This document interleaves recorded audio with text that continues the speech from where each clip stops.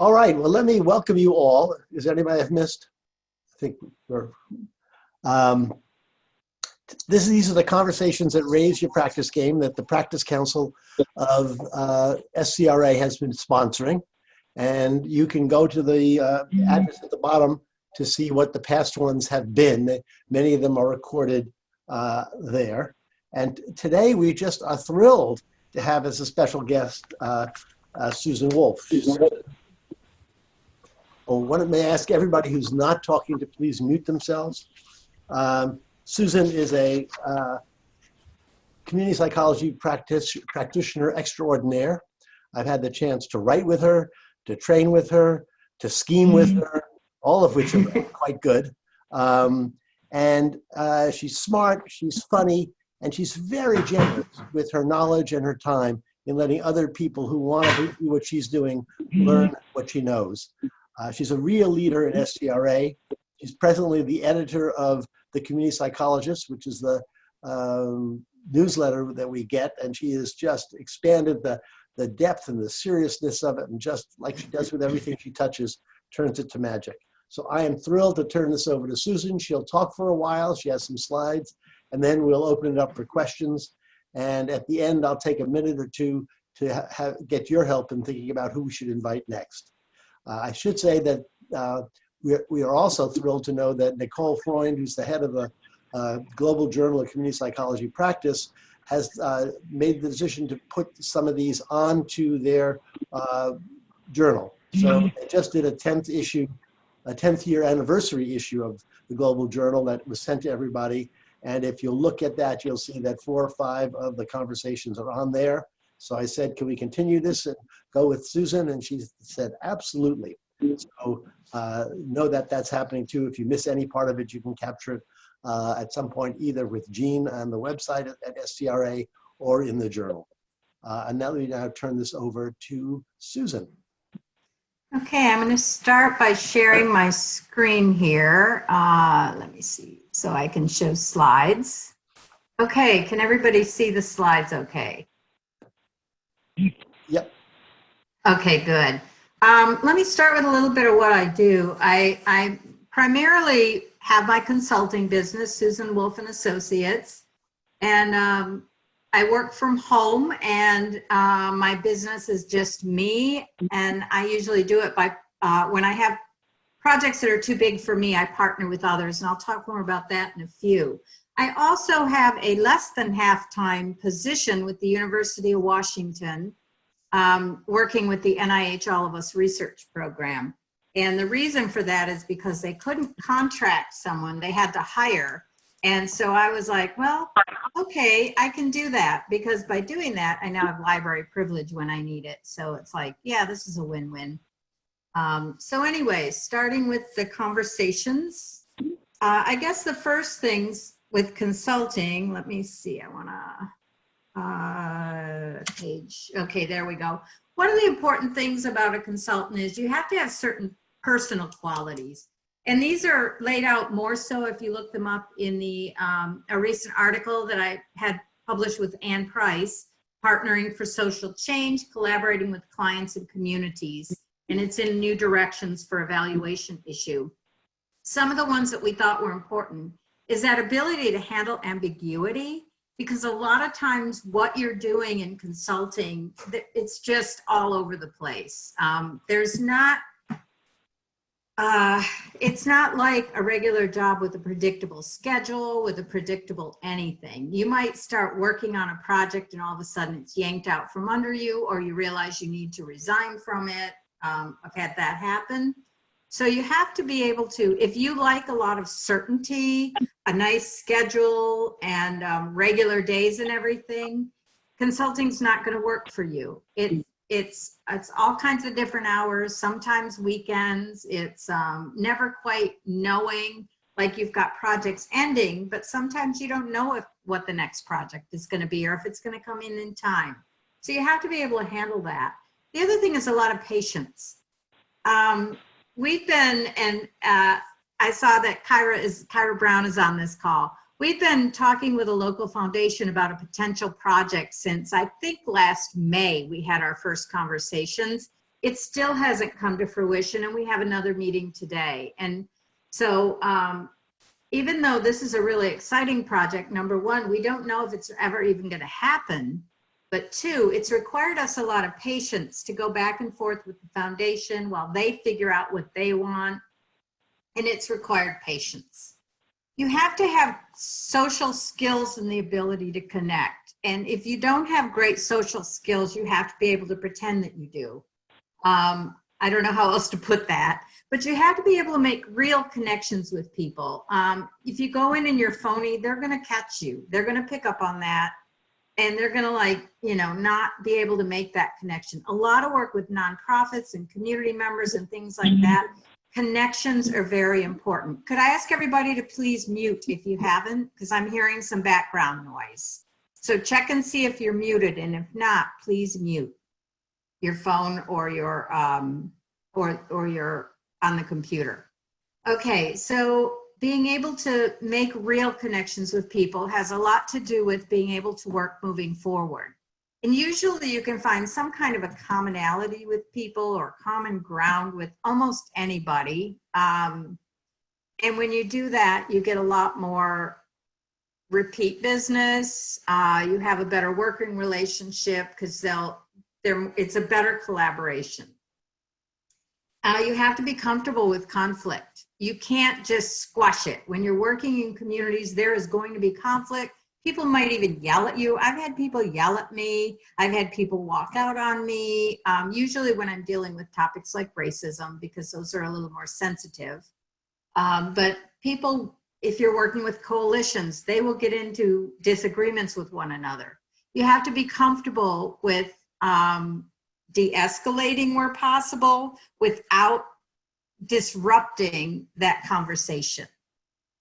It's really important. If there's conflict, you don't want to shut it down because, it's just going to continue to fester. So you have to be really comfortable with the idea of maybe helping to de-escalate without shutting down. Professionalism is important, especially, if you're a business, people want to feel like they're working, even though they want to get comfortable with you and everything. They want to feel like you're a real business. They want to feel like you're a professional. And that can vary on the context. Like, I always have my dogs in here. I'm surprised one of them hasn't jumped up and stuck her nose in the screen at this point, because she does usually by now. But when I am doing things like interviews for a project or something like that, the dogs get locked up on the other side of the house so that nobody can hear or see them. So you have to be able to use that judgment to make sure that in those circumstances where somebody wants to know, like if I'm doing an interview for a research project, somebody wants to know that they're being interviewed by a professional. They don't want to see my dog's nose come in the camera.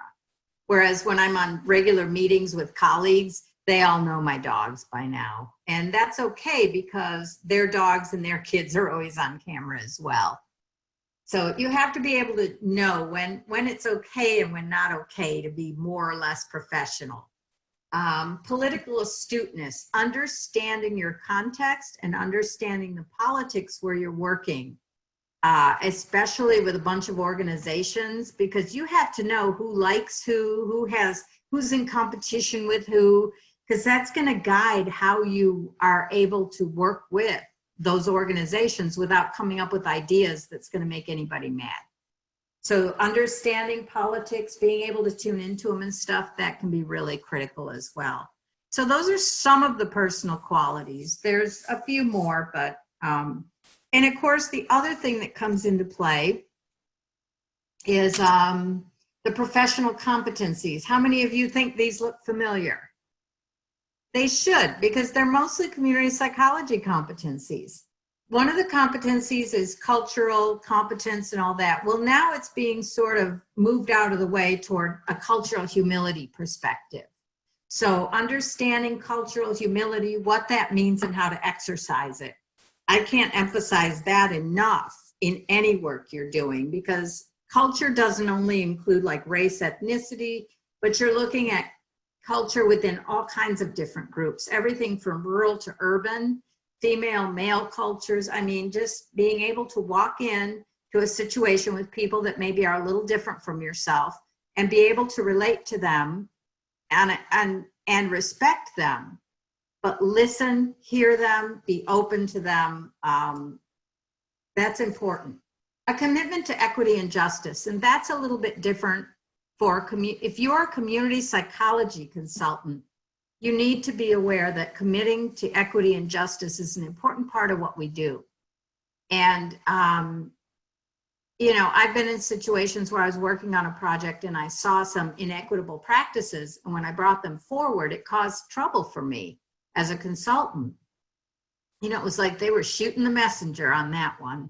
So I ultimately ended up resigning that project because there was no way I was willing to back down, and there was no way that they were willing to respect what true equity and justice meant. So sometimes, you know, some of these competencies mean that if somebody doesn't respect the community psych perspective, then you have to be ready to walk away.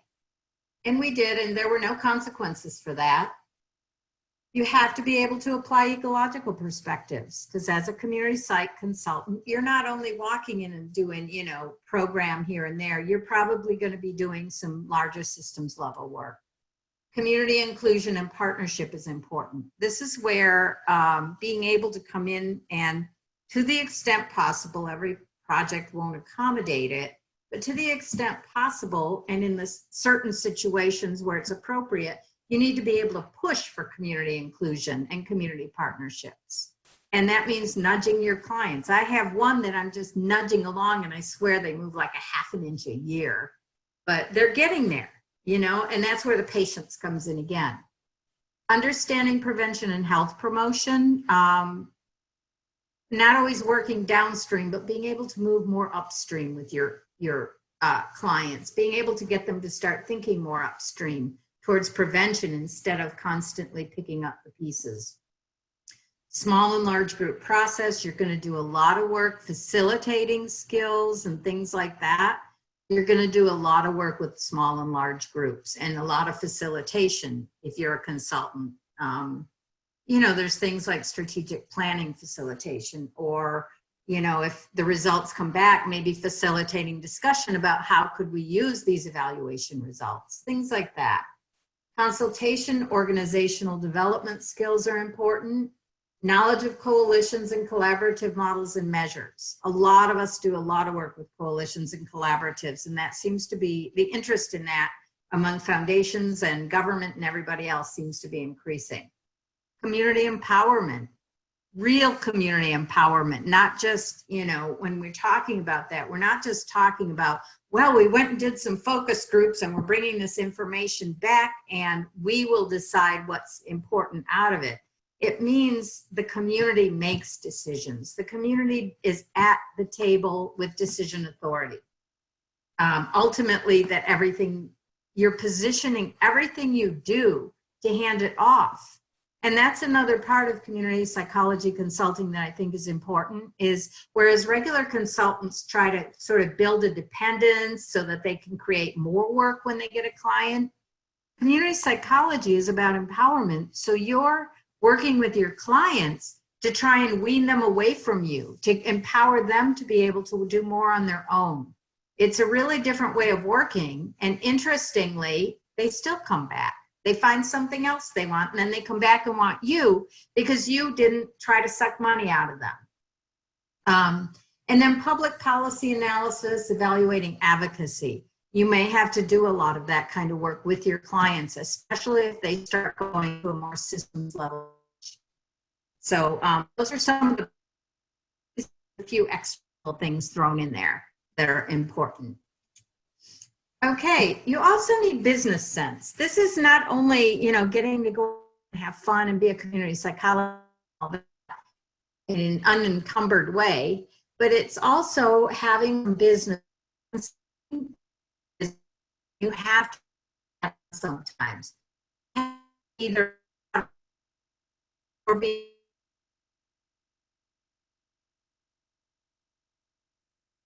a good lawyer.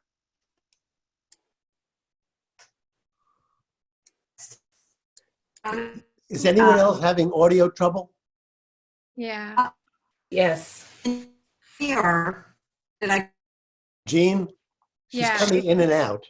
I know there's nothing I can do about it, Tom. It's got to be on her end. Okay. Sorry. Let's type her message.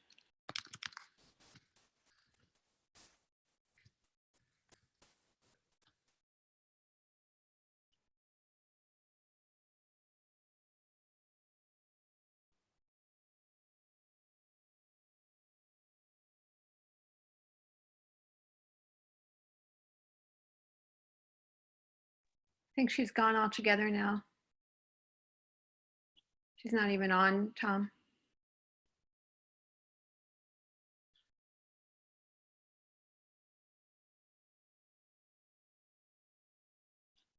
Tom, now I can't hear you. You're muted. Right. I just muted. I got the message I was using.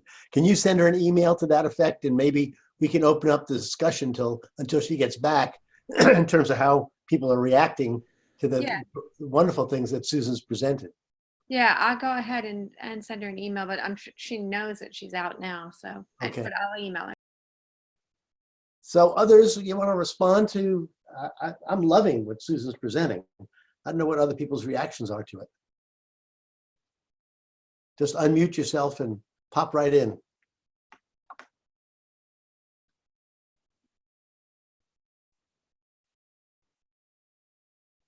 Anybody willing to hop in? So yeah, I appreciate what she said as well. As she was talking though, and I was reminded that she is a one-woman consulting organization. And so when we get to questions, one of my questions will be, how do you regulate how much business you can take on, and how does that schedule look, and how do you serve your clients, and just what criteria has she set up in that realm for herself? Yep. Other people want to comment on the personal qualities or the competencies? For me, I've been stepping more into community coalitions and collaborative models, and over 2019, I'd say it was a steep year of learning the subtleties of the politics within my community, and now as that starts to open up, now there's small and Hi, large everybody. You're back? I'm back. Oh, yes, good. I'm so sorry. I don't know what happened. All of a sudden, my internet or something went down. It was terrible. So anyways, I didn't have that many more slides. That's okay. But I can Thank you, send Shane. them. We'll get back to you.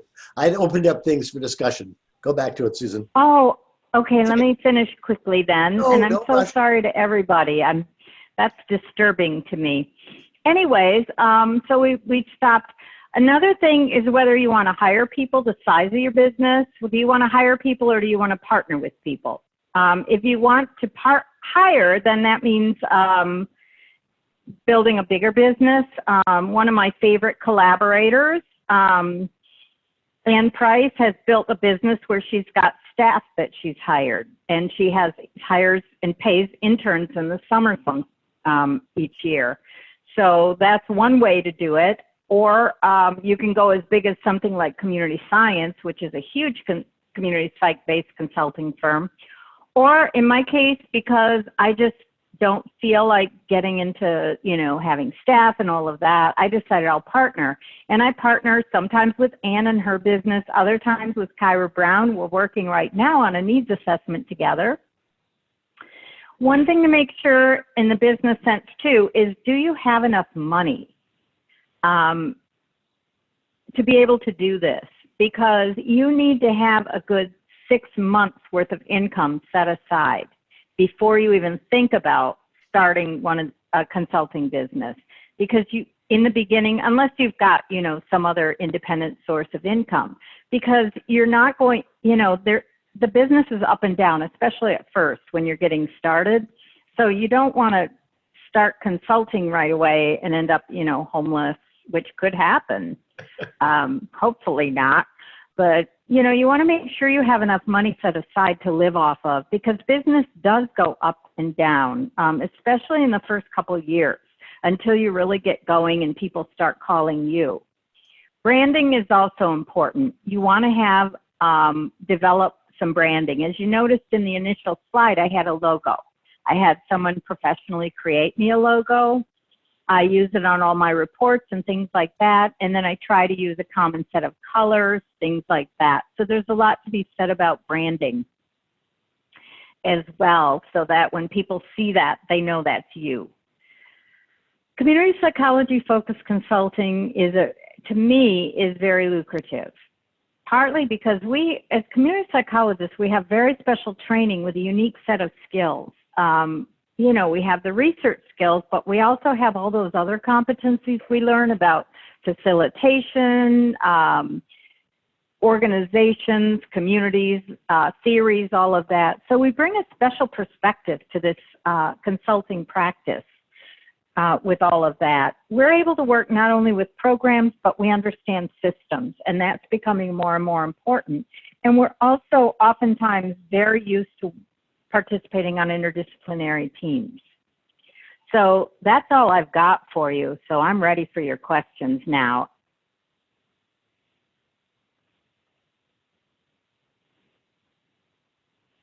I have a question. This is Tatiana. Hi, Tatiana. Hi, Susan. I've been dying to meet you, but hi. So I have a question. I'm starting to work more with community-based organizations from like an evaluation consultant perspective. And a lot of the times it becomes this weird balance where the community partner wants to do whatever it is that they've been doing because it's been working. But then I'm trying to push for, you know, principles of community psychology and evaluation, but it might come off as too rigid. So I'm wondering if you've come across that that difficulty in trying to find a balance with the community partner wanting to do their traditional project implementation skills versus like a more rigid approach for, you know, more efficient findings and stuff like that. There's a few things you can do with them. You can tell them that, you know, as an evaluator, in order to get really good data, you need a solid theory of change to guide your work, and maybe work with them to develop that. And in that, they could maybe find where their activities are a little squishy and they don't have them linked very well to their outcomes. So doing theory of change exercises with nonprofits and community-based organizations can be helpful. The other can be helpful is just to start, sometimes you just have to compromise a little bit. Right. Not to the extent that you're not going to get good data. And sometimes you just have to flat out tell them, look, you know, I really like this about what you're doing, and it would be really helpful if I can add this, or maybe we could still just find ways to use what they're doing and add to it, or you sort of have to nudge them. Again, this is the organization I'm working with now, one of them. It's been years trying to nudge them toward change, and it's taken, some days it tries my patience incredibly, but little by little they're inching along. And sometimes you have to settle for inching them along. Sometimes take data that they have and show them how it could be better too. It's a great idea. Does that help? Thank you. Yeah, thank you. Hi, Susan. This is Deidre. Thank you. We met at a SCRAW conference years ago. Good to be in communion with you again. I have a question regarding assessment tools, because similarly I found that oftentimes there aren't, although we know about the coalition work that's happening and emerging and snowballing in certain cities, there also are a nice group of organizations that are oftentimes isolated from all of that work. Maybe they've had the same federal and state grants for fee-for-service for decades, and they don't have any incentive to join a coalition because they're basically running on the same oil that they've been recycling into their organizations in terms of the types of ways they do things for years and years and years. Are there any assessment tools? And Tom, this may be also a question for you, given the community toolbox work that you've been doing, but are there any really effective tools that you think are great in helping to build an assessment culture into, or like the 360 evaluation or responsive evaluation type of culture into organizations like that help to give them a chance to do some critical reflection of where they are, so that they can get motivated to see how things might change in a way that will support their growth and maintain their relationships with their current funders, because that's oftentimes a risk that people in those positions think about, is how am I going to make all these changes and still maintain the relationships I have with funders, from the federal government, with all the other changes happening.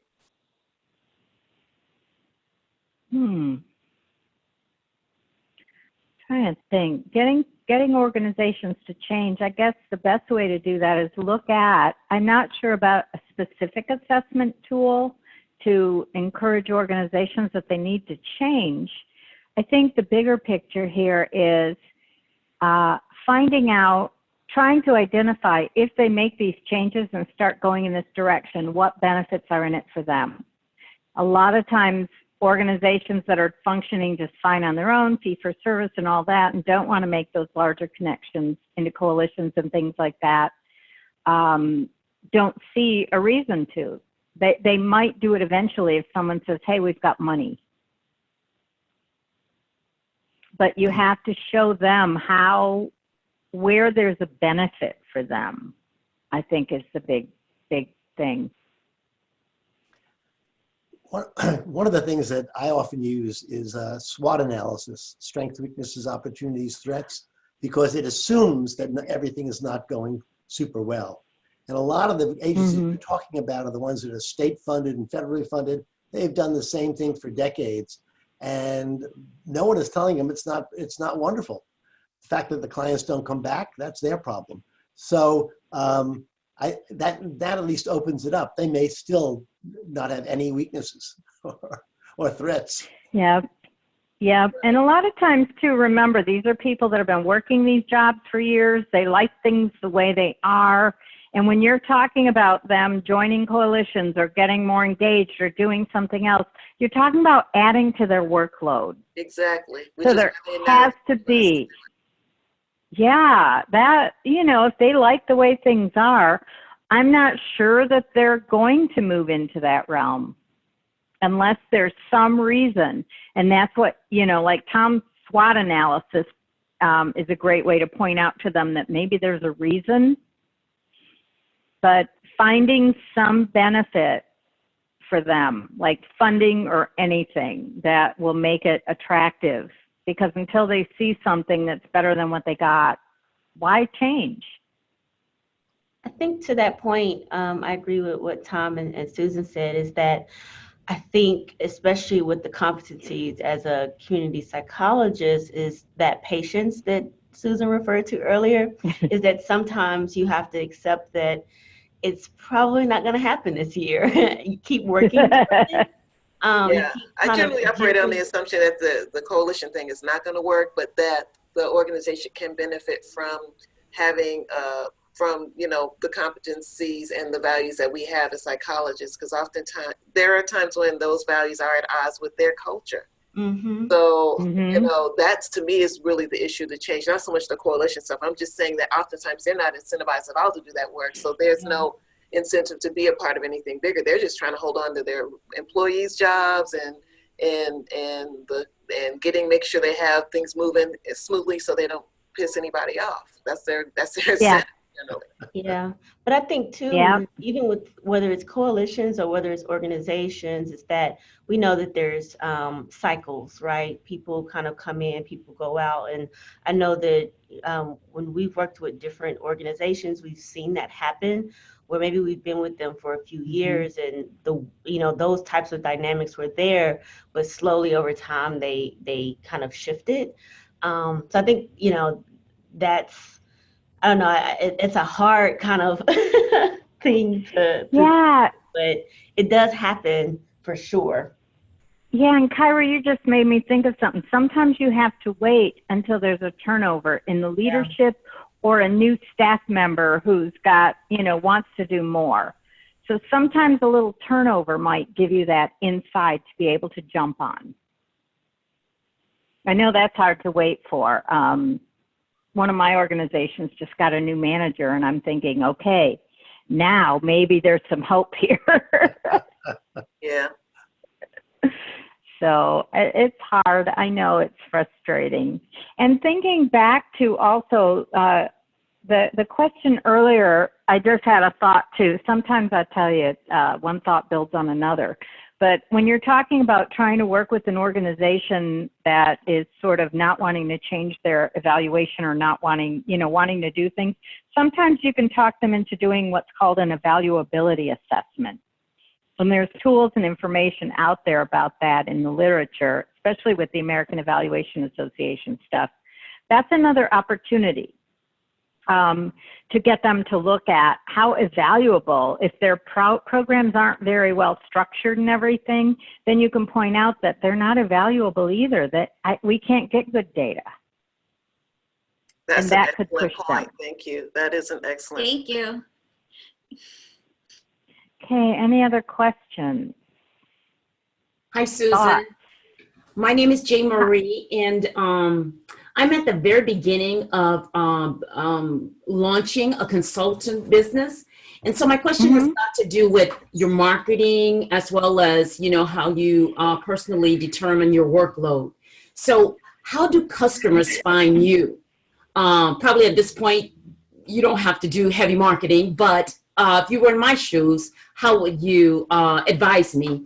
And then you're a one-person consulting agency. So how do you determine your comfort level as far as, the number of clients, the type of clients, your criteria for selecting clients? Okay, there's starting with how do I find work. When you're getting started, networking is important, getting known around your community. Responding to requests for proposals, perhaps local ones or something like that might be good, but it's becoming more and more competitive. A lot of even most seasoned evaluators and stuff are finding that they're having less and less success responding cold to requests for proposals. So networking and getting to know people. Call people to have coffee. Call them just to learn more about them. The other is find opportunities to do training, webinars, speeches, anything you can do to get yourself out there at posed as an expert on a topic. Offer webinars, something like that. Those can be super helpful. One of our clients coming up that we're doing some training for, Ann Price and I did a workshop at the Summer Institute last year. And one of the participants liked what we did so much, she went back and now we're going to train their whole group next month. So getting out there and doing talks and training is also helpful. I've gotten many, some work from stuff like that. So I think it's all about marketing and networking. Find out if other consultants have a need for some subcontracting work. I know a lot of people that get started by subcontracting with others and just helping on other projects. So that's another way to sort of start to at least build some experience and get some money coming in. My observation of what I'm sorry. Go ahead. I was going to say my observation of what you're saying is it's all in one form or another through personal contact. That it's not offensive. Pretty much. Sure, the websites help because once they've heard or seen you, they can go figure out who you are. But it's all that personal connection. It really is. It's being out and about, and that takes a lot of time. You have to balance that with actually doing work. The other is, of course, if you're a member of the American Evaluation Association, you'll be up on you can be put up on their website as well. Somebody recently found me by going to the AEA website. They needed to find someone in Texas, and they found me through there. So that's another option that's available if you're an AEA member. And as far as how do you know, how do you decide what work to take, blah, blah, blah, how do you balance it? I sometimes have more work than I should be doing, which puts me working 7 days a week. Right now is one of those times because I've had some overlap in projects that should have ended but didn't, and that end when expected and things like that. And you just suck it up and work longer hours. But deciding what projects has to do with, in the beginning, it was more, what do I have the skills for that's a reasonable fit, just so I could start building my business. And now that I have more, I guess now I have sort of the luxury of being able to decide what I want to do. So I look at what is consistent with my interests, what do I like to do, what am I good at? Do not take on projects if you aren't going to be good at it.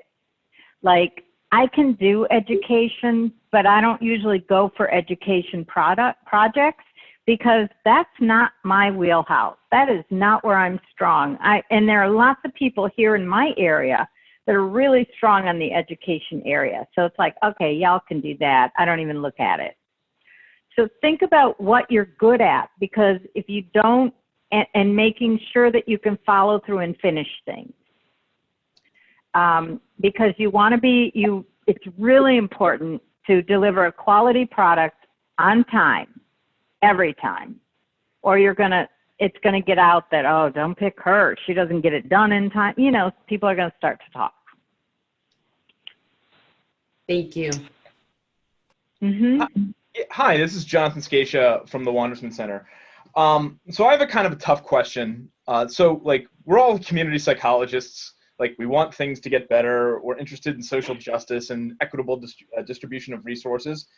So like, how do we decide on value and pricing? Like, I want to help the people who don't have a lot of resources, who could benefit from the types of things we bring to the table, and yet, you know, we also want to, you know, keep the lights on. We want to keep our own work going forward.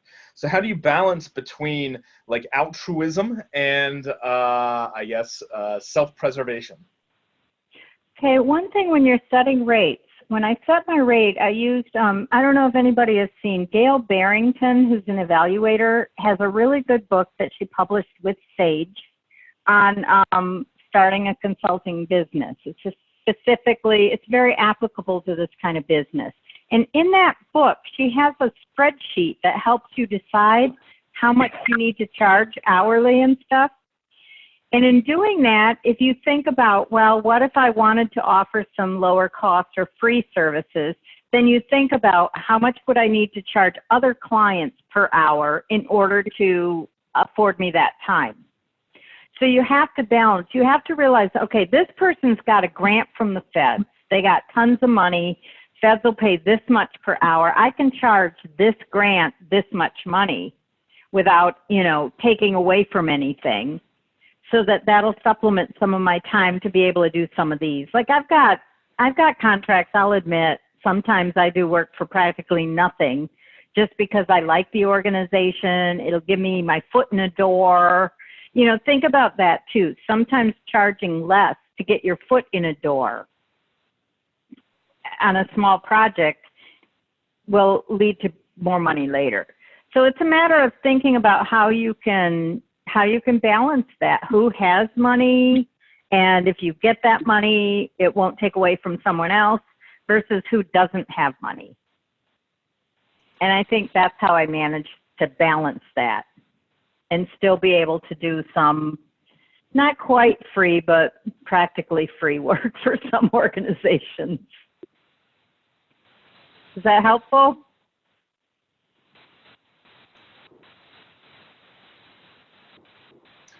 Oh, if the question is to me, it is slightly helpful. You know, the devil is in the details for a lot of these things, but at least, you know, yeah, it's helpful in, you know, knowing that there are different processes to go through this decision making. Oh yeah.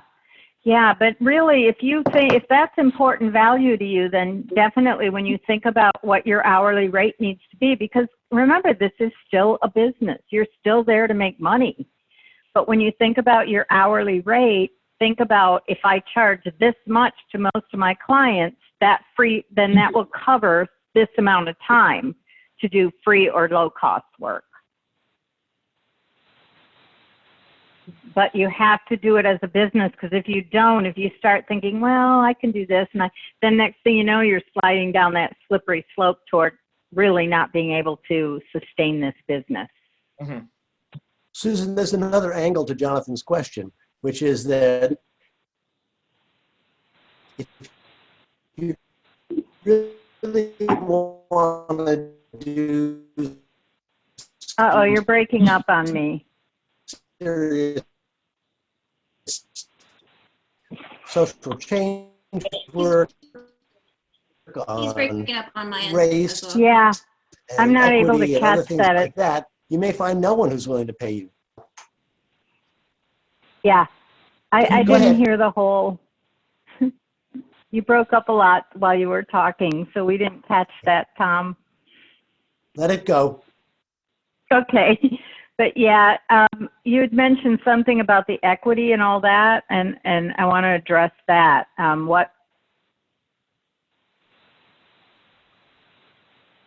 Can you repeat that piece of it so I address that as well? Tom, you want me? Can you hear me? No. I can hear you now. Okay. I was just saying, Jonathan was saying sometimes the difficult political things no one wants to pay you for. And so you could just do those as a pro bono. Yeah. Because you're not, if you held out waiting for someone to say, I want to turn this coalition to a major social change effort, you may not find anybody who wants to do it, but you could find someone who wants to do it, but has no money.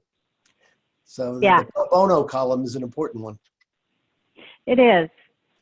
And that's what I mean, making sure that you've allocated some time for that is part of setting your rate. Right.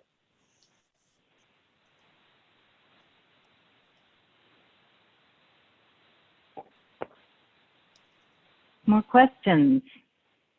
Sure, it's Shane here. I've got a couple questions. As I step into doing more kind of larger, well, I guess just more around like the facilitation of coalitions. I know there's an opening for that opportunity and facilitation in that realm. I know I'm a little bit weak, and I think that partly it's just because I'm missing some models of maybe how that works. Can you offer, so that I've got a follow-up question or a second question, but is there some maybe resources or training that you can recommend in this avenue? Resources, of course. One of our favorites is Community Coalition Action Theory, which covers a lot about structure and process. But you're going to want to add, I mean, as a community psychologist, that's all good, but then you want to add some like principles and some other concepts. And when we're talking about developing coalitions, we recommend Tom's book on, Tom, you want to talk? Tom has 6 principles in his book, basically, for coalitions. Highly recommend that book. It's a great book. Yes, that's a really good book. The Power of Collaborative Solutions. There you go, the Yes. collaborative solutions principles. You know, and that's what we do is we often combine like the model, the theoretical model for the structure and process with the sort of more principled. And Tom, we sort of see yours as more of a principled approach. Yep. And then we also have principles for equity and justice that were published in the Nonprofit Quarterly. Tom is the lead author on that. So if you Google Tom Wolfe Principles for Equity and Justice, that article will come up. So just using those to sort of guide you as well. And we have, interestingly enough, for evaluation this spring, myself, Ann Price, and Kyra Brown recently just finished co-editing an issue of New Directions for Evaluation on evaluating coalitions and collaboratives. And we have a lot of really great contributors to that who can give you a lot more information about evaluating the coalitions. But inherent in the evaluation part, you learn more about coalitions as well. But I highly recommend looking into also Rousseau's and Fawcett. I think that was 2000. They had an article that offers a lot of good guidance. I don't have it in front of me right now, but that's another really good article. And then underneath it all, Fran Butterfoss has a book called Ignite. and that's available through Amazon for some, I think it was like $17 or something when I looked it up the other day. So those should be some good resources to help guide you in that work to get started. And then of course there's the community toolbox and all of its tools, and Tom Wolfe's website, and he offers lots of great tools. Is that helpful? Yes, kind of nice just to like, I've got so many resources, and some of those we've covered, and it's just nice to narrow it in. Can I ask a follow-up question, Shane? I'm wondering if your question, was it more about how to facilitate a coalition or frameworks for understanding coalitions? Because I think we just talked about the latter, but I'm wondering if you really meant facilitation. Some of it is yeah, you know what, and a chunk of it, a large part of it is the facilitation of it. You know, we did some great practice just to understand some of the dynamics within it. But yeah, if there was like some great resources for facilitating, that would be incredible as well. Do you mean like facilitating the group or facilitating the development? Both, like bringing the groups together. You know, how, like even like, you know, like mapping of the organizations, maybe ecosystem mapping, these type of aspects. So it's like kind of here's how like you can start to flush out some of the strengths and maybe like shared visions, opportunities, but also where there's gaps within. Yeah, that would be Community Toolbox, Tom's book, and Fran's Ignite book. Those are all books on facilitating development of coalitions. But you know, Susan, most of us really learn from experience. And so if there's some place where you can get some small group process training, that's a real critical piece of that. And, you know, I think we've stopped doing that. When they did surveys of community psych programs, there wasn't that much of it going on. But you really? No, not at all. True. So you really want to look around, and, you know, somewhere near Pacifica, I'm sure there are people who are doing that kind of training, or near you.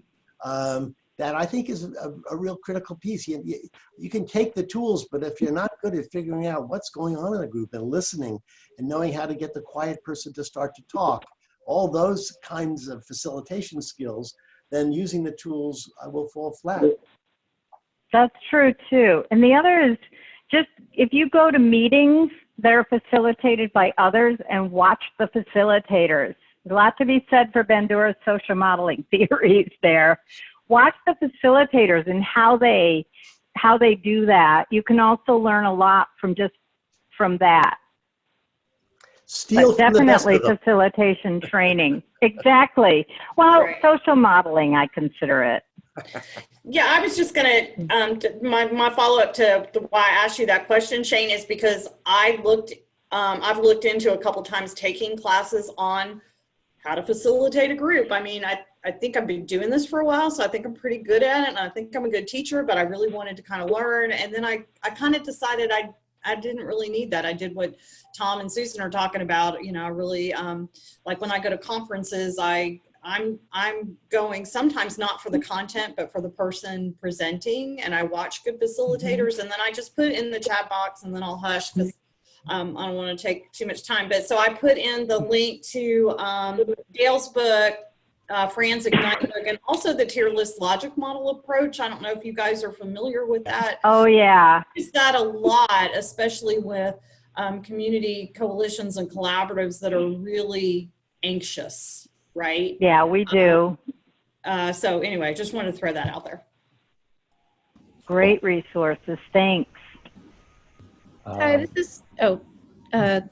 this is Katrina Roundfield on the line. I just had a very brief question, a little technical, but curious about to the group or to Susan about just project management tooling or account tooling that you use in order to kind of manage your consulting business, whether that's, I'm curious if you outsource or if you use your own internal tools. Any suggestions there?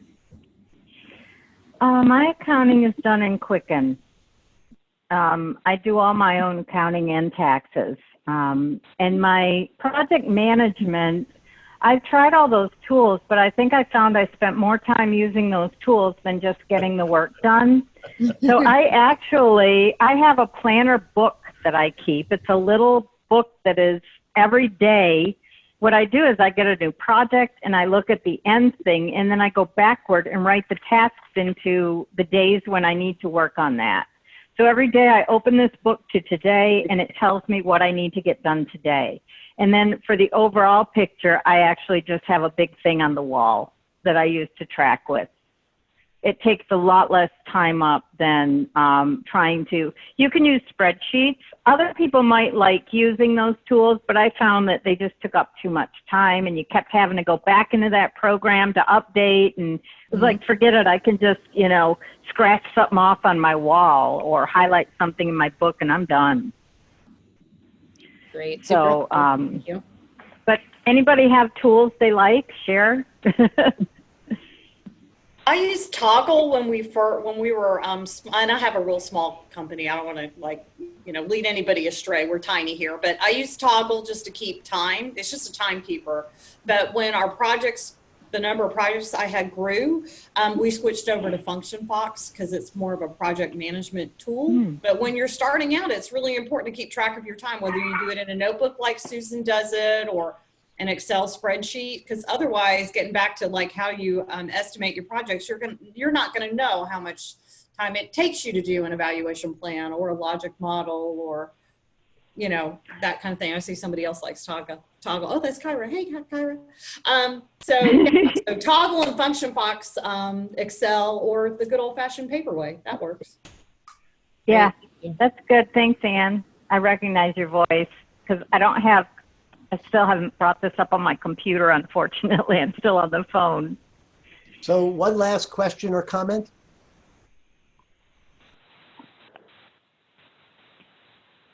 This is Julie. I just wondered, is anybody doing international consultation? I have a project with, and Susan knows who this is, a person in Kenya. Is there anyone else doing international consultation? I'm working toward that. I'm working with one international organization right now.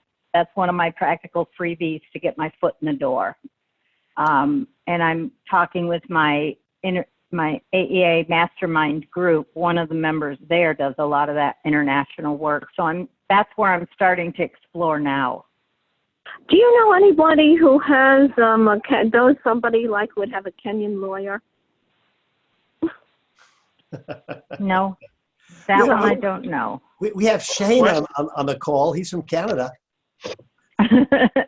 We almost had someone from the Emirates. I don't know if they were able to join us or not. So let me close with a great thank you to Susan. This was just wonderful. I think your presentation was just the right length and laid out principles that stirred my imagination. And certainly from the range of questions that came in, it stirred other people's.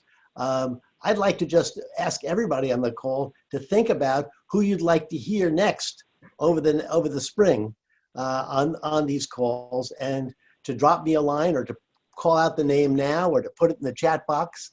And that would be just terrific. And we'll look forward to what we have in the next coming months. You'll see it on the listserv.